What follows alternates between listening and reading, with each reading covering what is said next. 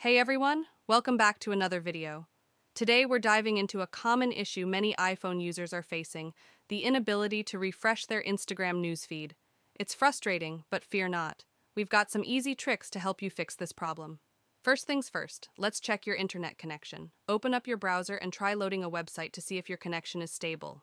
If it's not, we'll need to troubleshoot. If you're using cellular data, head over to your settings, tap on cellular, and ensure your network selection is set to automatic. Then, check your Wi-Fi settings and make sure that low data mode is turned off. If you're still experiencing issues, try toggling airplane mode on and off to reset your network connection. If the problem persists, it's time to check your content and privacy restrictions. Navigate to your settings, then screen time, and disable content and privacy restrictions. If you're still stuck, you might need to reset your network settings. Head back to your settings, tap on General, then Reset, and select Reset Network Settings. Enter your passcode and confirm the reset. Your iPhone will restart, and hopefully, your issue will be resolved. Once your network settings are reset, reconnect to your internet and open up Instagram to see if the problem is fixed. And there you have it.